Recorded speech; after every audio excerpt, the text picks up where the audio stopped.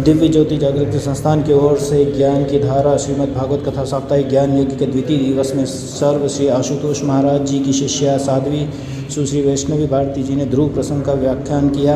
उन्होंने बताया कि बालक ध्रुव की माता सुनीति उन्हें संस्कारवान बनाती है। आज संस्कार विहीनता के कारण वातावरण में पल रही युवा पीढ़ी की यही दशा है। जिस प्रकार मिठाई में मिठास, ईशुदंड से रस, दुग्ध से घी निकाल लेने के सार में तेजहीन हो जाते हैं, वैसे ही मानव के जीवन से संस्कार नहीं तो वह तेजहीन हो जाता है। इन संस्कारों के अभाव में युवा वर्ग पश्चिमी सभ्यता का अंधानुकरण कर रहा है, भारतीय परंपरा का भी उपहास कर रहा है और उन्नति के नाम पर नैतिकता का परित्याग करना ही जीवन की उपलब्धि बन गई है।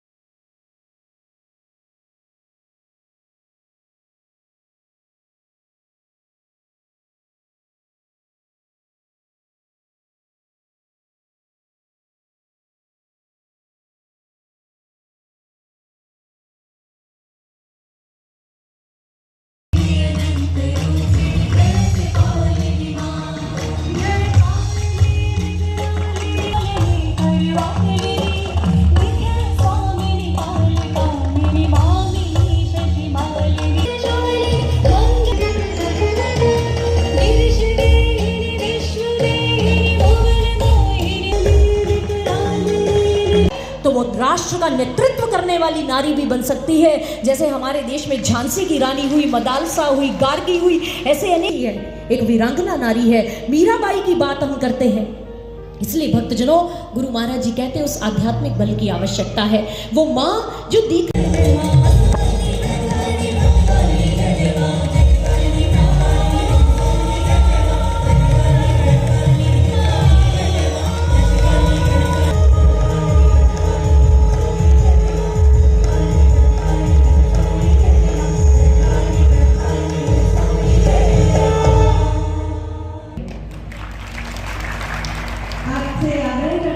भागवत महापुराण में महर्षि वेदव्यास जी ने बड़ा सुंदर लिखा काली माँ के विषय में। मशी वर्णा भय क्रोधा दैत्य नाम भय वर्धि लोटता सा सर्व काम फल प्रदान। वो कहते हैं कि धारण करती है, वह कालरात्रि बन जाती है, अन्यथा अपने भक्तों के लिए तो सौम्य स्वरूपा ही रहती है। कोमल हृदय वाली माँ होती है कि सबका भला करती है, कल्याण करती है। भक्तजनों, गुरुदेव सल्फे वो कह रहे थे कि काल रात्रि का अर्थ कैसे, काल रात्रि किसे कहते हैं? वो माँ काली कैसे हो गई? वो तो उनके विग्रह से कौशिकी ऊर्जा जब निकल जाती है तो वो काली बन जाती है, जब वो दिखाई देने लगती है।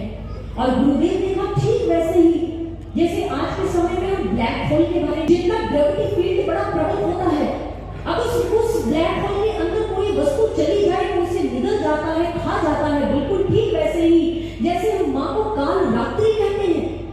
रात्रि का अर्थ क्या होता है? अंधकार, नेगेटिविटी, निराशा।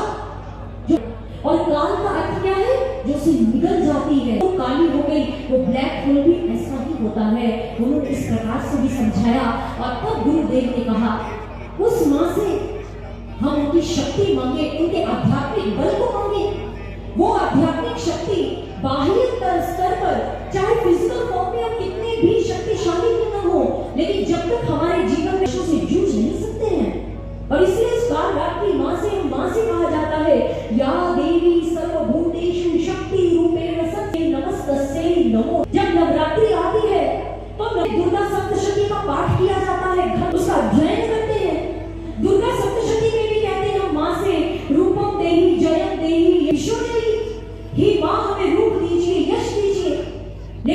द्वारा वो आत्मिक सौंदर्य पर आती है और हमारा बाह्य स्तर भी सबको सुंदर लगने लग जाता है। माँ हमें ऐसे हम बनते हैं श्रेष्ठ कर्म करने वाले हैं। इसलिए सज्जनों, जड़ भरत जी की इस घटी मन की दुष्टता से लड़ सके, अपनी स्त्राद्र नहीं रहने देता। ज्ञान ज्योति के द्वारा उदयपुर में इस श्री भागवत कथा के आयोजन के अवसर पर मेरा सौभाग्य है कि मैं भी इस कार्यक्रम में उस अतीत से भारत को आज तक जोड़े हुए है, उसका कोई आधार है तो ये भागवत कथा है, जो यही नहीं देश के हर कोने में,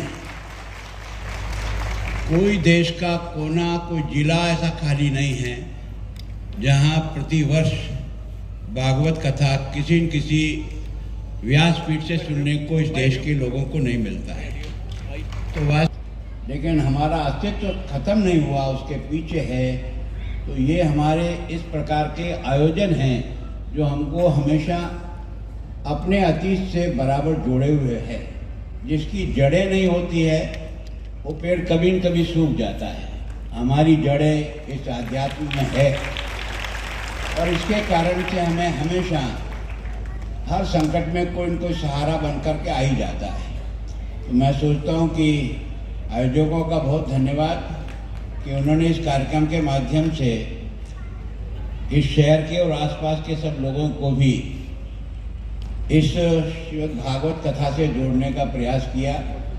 लोगों को इस व्यासपीठ से अपनी वाणी को सुनने का मौका मिला। क्योंकि जब तक व्यक्ति का भाग्य नहीं होता है तो उसको इस श्रवण का भी अधिकार नहीं मिलता है, तो कहीं कहीं कमी रहती है जीवन में। और इस कारण से ये पूरा लाभ जो इसका जितने दिन का मिलना चाहिए, इसका सही आनंद और सही अर्थ तभी समझ में आएगा जब प्रारंभ से लेकर अंत तक भागवत कथा में शरीक होकर के इस वाणी का श्रवण करेंगे, तो ही हम इसको अच्छी प्रकार से समझ पाएंगे। हम जो लोग हैं वो केवल आते हैं, हाथ लगा के निकल जाते हैं। हमें केवल और केवल जो नीचे पड़ा हुआ है सुनते हैं। फिर भी मैं व्यासपीठ से क्षमा चाहते हुए, मेरी मजबूरी है, कुछ कार्यक्रम इस तरह से बन जाते हैं, हम जब वीआईपी बन जाते हैं तो हमारा जहाँ जहाँ जैसे जैसे कार्यक्रम बन जाते हैं उसको पूरा करना भी हमारा दायित्व बन जाता है। इसलिए मजबूरी है कि ये भाग्य हमको प्राप्त नहीं हुआ। कभी ऐसा मौका मिलेगा कि आसाम में भी भागवत कथा को पूरा सुनने का अगर मौका मिले तो प्रयत्न करेंगे, जितना ज़्यादा से ज़्यादा समय दे सकें। मैं सोचता हूँ ज्ञान की और प्रभु की प्राप्ति कहीं से भी अगर हो जाती है तो प्राप्त करने का प्रयत्न करना चाहिए, ताकि अपने अतीत से जुड़ने का एक प्रभु ने जो अवसर दिया उसका लाभ मिल सके।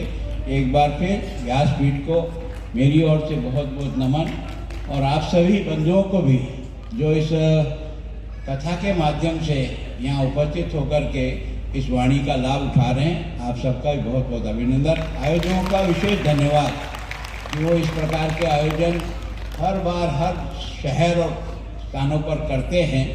ये उनके काम की बड़प्पन है कि वो अपने मेहनत से आप सबको इस तरह से जोड़ने का प्रयास करते हैं। उनका भी बहुत बहुत अभिनंदन, धन्यवाद।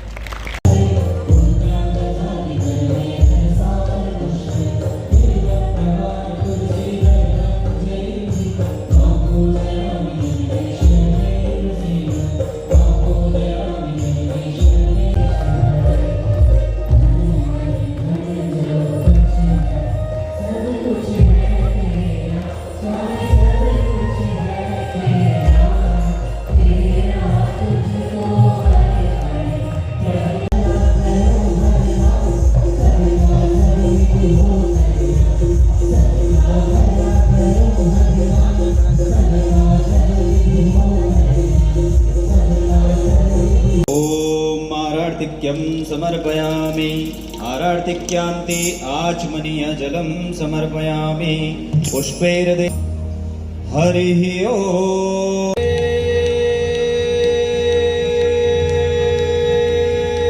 वीर बजरंगी हर हर महादेव। जयकाराय